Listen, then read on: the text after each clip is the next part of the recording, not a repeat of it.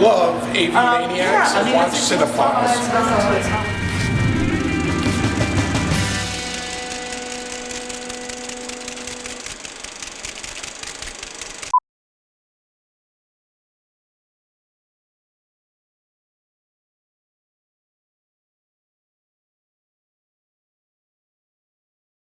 Hi, I'm Edwin Samuelson of avmaniacs.com and the CineFiles. I'm standing outside of Brooklyn's Rerun Theater, where we're about to go inside and interview Bill Lustig, the director of Maniac, Maniac Cop, and Vigilante, and numerous other respected genre films. He's also the head of Blue Underground. We're going to sit down and talk with Bill about his career, his DVD label, and we're also going to get the scoop on some of his upcoming Blu-ray titles.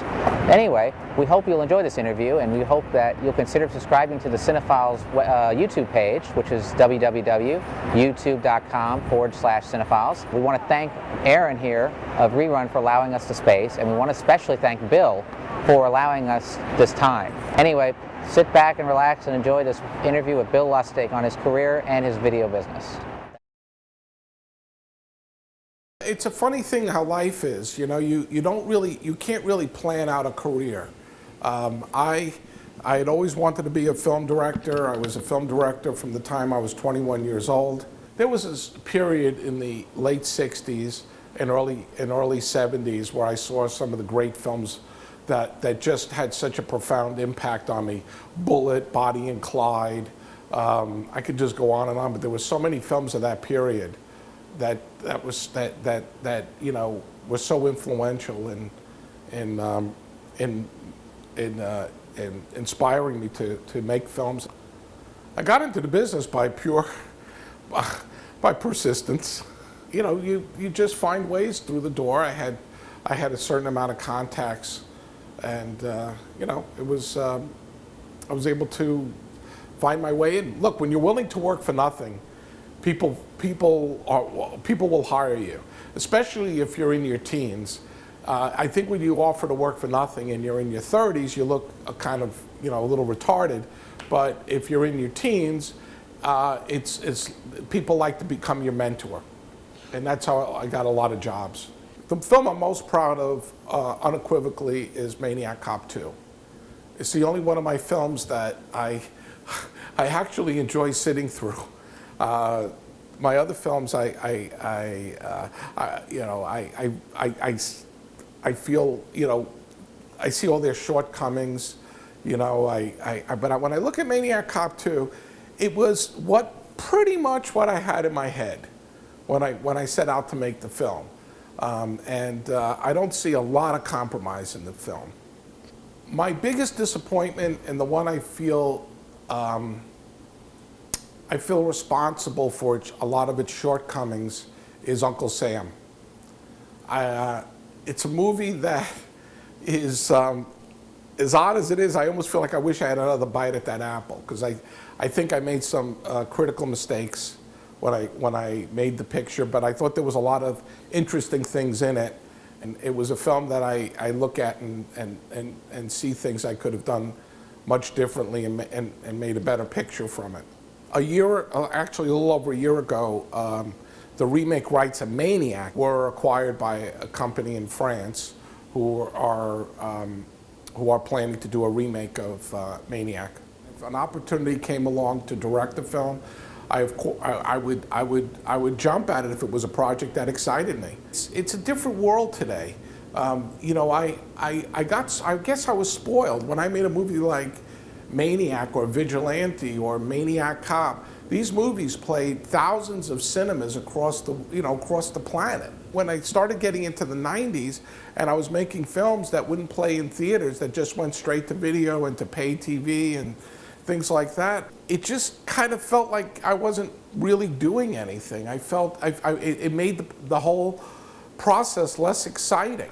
I just don't know if I could get as excited about making a film that I know would either just play in like one little cinema with barely anybody there, and then off to video and TV. The Anthology Film Archive came about 3 years ago when the programmer from the place approached me about doing a New York Vigilante series. And of course, having made movies like Maniac Cop and Vigilante. I was the natural choice of some, to approach. And while we were doing the series, I said, there are so many films that are languishing and haven't been out on DVD or some of them not even out on video, that I think a film series, highlighting these movies would do very well.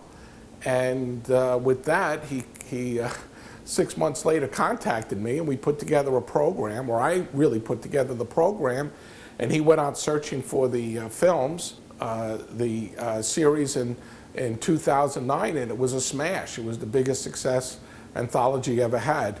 And it was profitable. So naturally, when something is profitable, you do it again. And we did it this year, and again, it was very successful.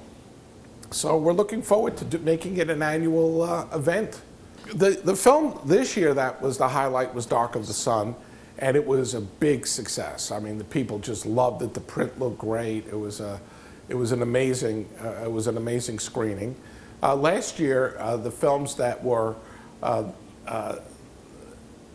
that really grabbed everybody was Welcome Home, Soldier Boy, because it was a total surprise. It was a movie that nobody had ever seen, and it just blew everybody away because it had such a powerful ending. I never thought I would be heading a video company. I sort of go where life takes me. Blue Underground is going through a period now of basically technically upgrading our catalog, most of which is over 10 years old. And we're going back to the negatives and doing new high definition transfers for Blu-ray and for digital distribution. We're also continuing to acquire films for DVD and for Blu-ray and for digital media. Coming up will be Zombie next year. We're working on doing a new 2K transfer of it from the O negative. It's going to be, it's a spare no expense project. We're going to have House by the Cemetery. We are going back and retransferring the Argento films in high definition. We're currently doing a brand new HD of Cat O' Tails from the original negative. You're going to see Inferno. You're going to see Deep Red. The end credits of Deep Red will be restored to the original. The reason we froze it was a mistake, but the reason we froze it was that there wasn't any, there wasn't a textless background available for us to put the English titles over. So what we're going to do is let it run, but they'll be Italian. The titles are going to be in Italian, not in English, as we had in our edition. We're going to be doing new special features that aren't available on the Arrow DVDs and Blu-rays. So as an example, on Inferno, we just shot a new interview with Lee McCluskey and a new interview with Irene Miracle, and we're attempting to do a new interview with Keith Emerson. When we did those first special editions, we pretty much exhausted most of the key players for the films. I mean, as an example, the co-screenwriter of Deep Red passed away after we shot his interview. So I mean, there's going to be those kinds of situations where we're going to go back and put back on some of the interviews and things that we had from our previous edition. I mean, these projects are such that you can't rush them because there's an enormous amount of restoration work involved and all the rest. So I can't pin down a date when these will be hitting, but they'll all be in 2011. I'm not going to be releasing Suspiria on Blu-ray. I don't have the rights to do it. But addressing the issue of the sound on Suspiria, we didn't do anything to tamper with the sound of Suspiria. What I think the problem with a lot of uninformed critics of these films is, what we did is we created a 6.1 mix of the film using the M&E tracks. Now back in the time that a movie like Suspiria was made, there wasn't the digital technology of today. So when you go back in and revisit those tracks, each one is going to be different. They're not going to be uniform. So if you were to watch Suspiria or any film from that period, and you were to say, look at the Italian version, and you look at the English version, and you look at the French version, and you look at the German version, each of those is going to be different. They're not going to be uniform as far as music, effects, sound levels, and all the rest. They're going to be similar, but they're not going to be identical. It's simply because of the technology of that period. There's always those films that are favorites of mine that I really enjoy releasing. You know what the funny part is? It's sometimes the ones that I was most excited about putting out are not necessarily the most successful. Like when I was working with Anchor Bay, there was a movie called The Ground Star Conspiracy that I really was excited about putting out. The Ipcris File. Sales of DVD and Blu-ray, like everything else in today's economy, has declined. It's become tougher if you're, you know, when you're asking people to part with their money, you want to give them something of quality. And people will still part with their money if what they're getting is something of quality, something they think they'll want to repeat and watch over and over, you know, they'll want to repeatedly watch. So I think that's going to be the challenge, is finding, you know, the projects and the films that are worthy of spending the money to put out special editions. I mean, just as an example, going back to Zombie, you know, I don't care what the economy is. When we put out a Blu-ray of Zombie, and if we do a good job, that's a movie that people will find the money to go and purchase, because people want to watch that movie over and over again, and they'll want to see it in the optimum format. And you know, and that goes for a lot of the titles that we put out. So I think it's going to be, I think looking forward, it's going to be more Criterion-esque type releases and less of the low end, you know, churn them out type of titles. I would call it the cream of the B movies versus just a B movie for the sake of a B movie.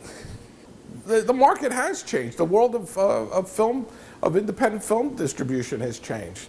I believe that digital delivery is certainly going to be the wave of the future. I don't think that people are going to have the room in their homes to store all of the entertainment that they're going to want to own. I think eventually, you know, the physical discs are going to go away, or they'll be far less than they are today. My only disappointment today is that we don't have the infrastructure to really be able to see movies properly streaming.